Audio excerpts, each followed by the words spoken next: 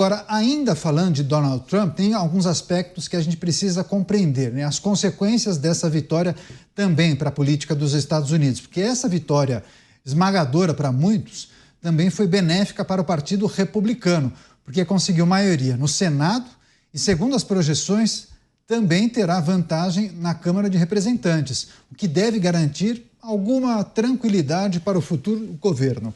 Além disso, o novo presidente dos Estados Unidos vai encontrar um cenário muito favorável na Suprema Corte do país, graças aos magistrados que ele indicou no último mandato e que tendem a ampliar com as futuras indicações que ele poderá fazer.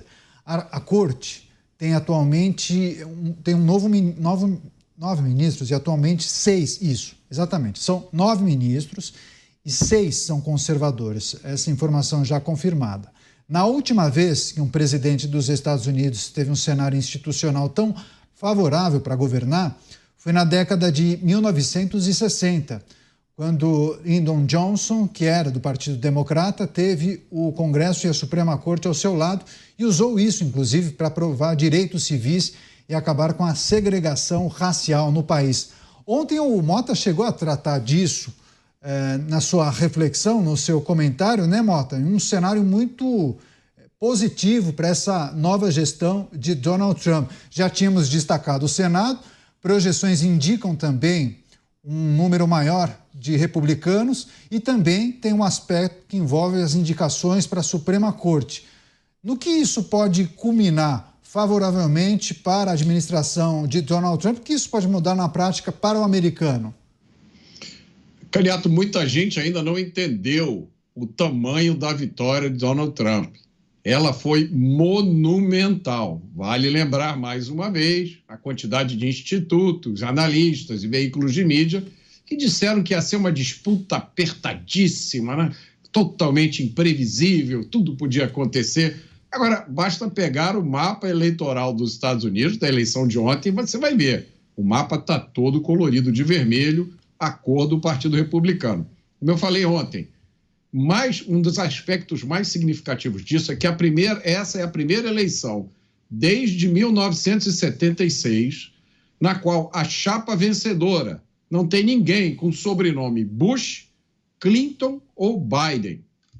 Ou seja, a elite política da América ficou de fora dessa eleição.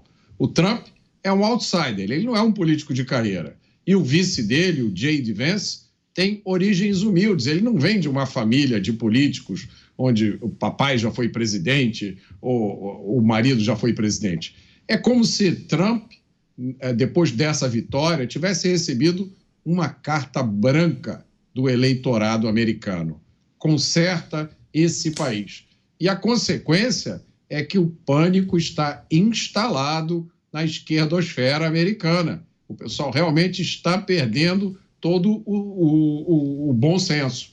Trump tem o Senado, a Câmara dos Deputados, maioria na Suprema Corte e ganhou no voto popular, que é uma coisa que não acontecia para os republicanos desde 2004. Ou seja, deixa eu traduzir para vocês a situação do Trump. Não há como tirar Trump do poder. Não há como aprovar nenhum impeachment. Não há como processar Donald Trump. Ele pretende montar um ministério com Robert Kennedy Jr., Elon Musk, Vivek Ramaswamy e Marco Rubio.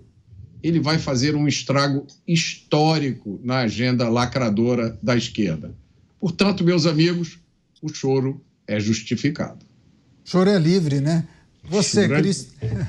Você, Cristiano Beraldo, esse cenário muito positivo para Donald Trump, o que a gente pode esperar? Quais pautas ele pretende colocar em votação? Muitos falam em pautas de costumes. Essa é a expectativa, Beraldo? Não, tem muita coisa mais importante do que as pautas de costume. Essas pautas de costume, elas vão ser tratadas de forma a resgatarem o papel que elas sempre ocuparam e que devem continuar ocupando. Porque quando a esquerda coloca essas pautas como bandeira e quer transformar a minoria em maioria, o desejo da minoria como o desejo da maioria, e colocar, você que é normal, você um homem, uma mulher casado, tem filhos, casado por mais de 20, 30 anos e tal, você no ambiente da esquerda você começa a ficar um peixe fora d'água, porque o discurso é sempre para proteger e enaltecer aquilo que nunca foi o normal ou a maior parte da sociedade em nenhum momento da história.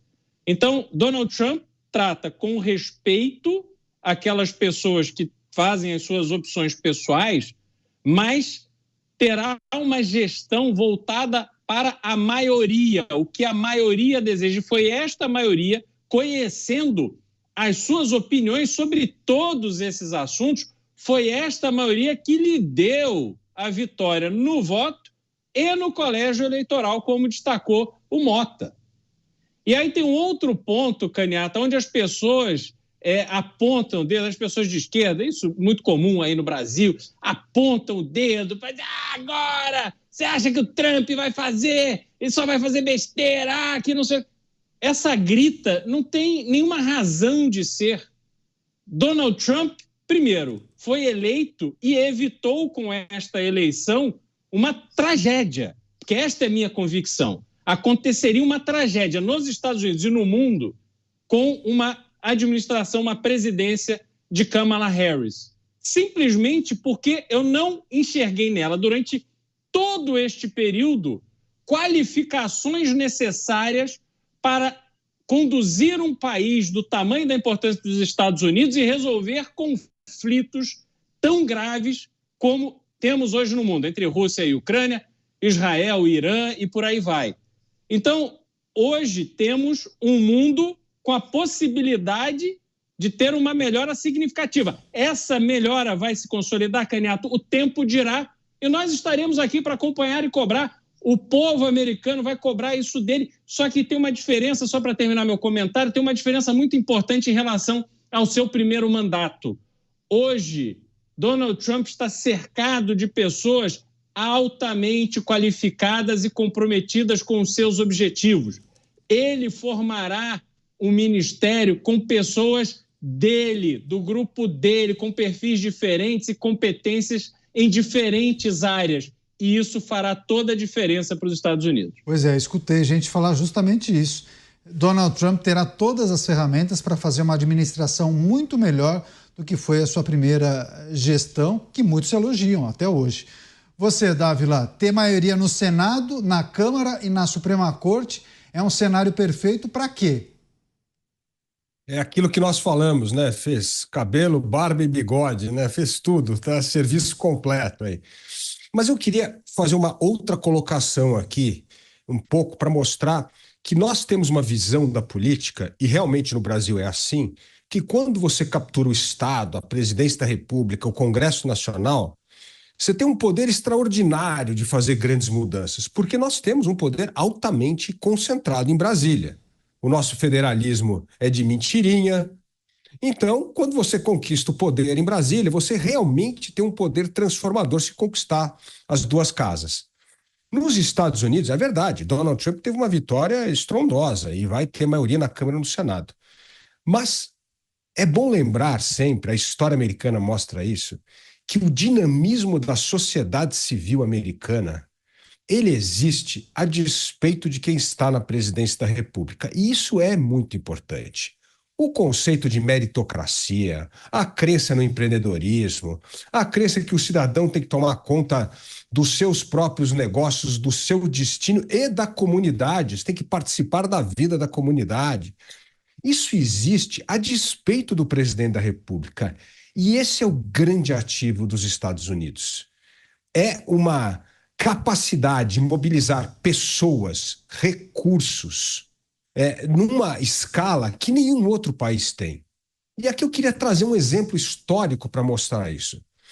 Do fim da Guerra Civil nos Estados Unidos, a gente está falando de 1865, Canhato, até Franklin Roosevelt, 1933, foram 78 anos.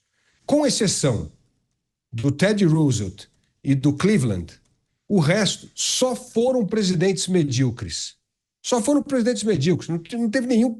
Aliás, parecia o Brasil. Tinha indicação política, tinha loteamento de cargo, tinha tudo isso. Mesmo assim, os Estados Unidos teve uma das fases mais prósperas de geração de riqueza da sua história. Ou seja, não depende do presidente americano. A independência dos estados, o dinamismo da economia, isso vai continuar acontecendo se fosse Kamala Harris ou se fosse Donald Trump. E eu acho que esse é o maior ativo que os Estados Unidos têm, que nenhum outro ativo tem, nenhum outro país tem, essa combinação desse dinamismo. E eu digo isso porque é óbvio, com um presidente mais pró-mercado, isso ajuda. Mas eu tenho, como eu já disse aqui, eu tenho muitas dúvidas com muitas pautas de Donald Trump que eu não acho que são pró-mercado. Eu acho que é protecionismo e não gosto de protecionismo. Eu gosto da parte que ele disse que vai desregulamentar a economia, diminuir a carga tributária das empresas, ok. Mas tem uma parte do protecionismo que eu não acho que isso vai ter um efeito benéfico para a economia americana a médio prazo. Então, é importante entender a vitória, a magnitude da vitória de Donald Trump.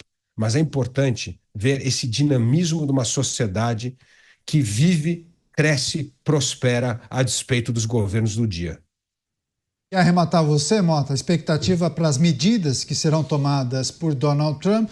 Claro que há uma expectativa também para pautas de costume que provavelmente serão tratadas ao longo dessa administração, mas também há quem entenda que ele tomará todas as precauções para privilegiar a indústria norte-americana, o mercado norte-americano, e outros países poderão até fechar parcerias com outros países por conta da diminuição dessas relações comerciais com outros países. Mota.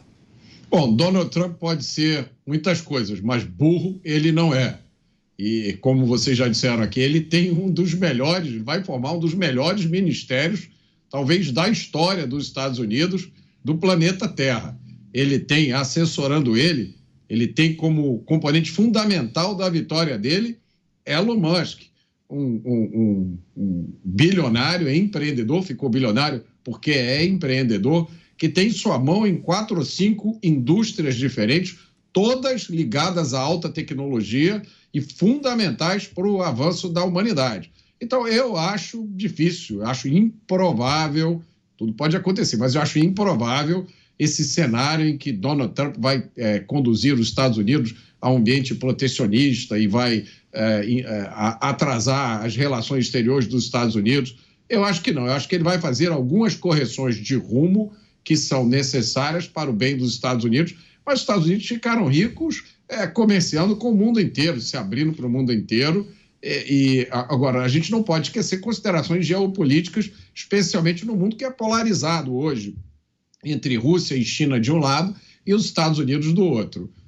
O cenário que eu vejo é um cenário muito bom, um cenário de realinhamento, investimentos indo para os Estados Unidos, que vai criar uma certa dificuldade aqui no Brasil, mas o remédio para isso é muito simples. É só diminuir o peso que o Estado brasileiro coloca nas costas dos pagadores de impostos. É liberdade aqui também. Você vai aumentar a liberdade lá, que aumente a liberdade aqui também, e essa é a influência positiva.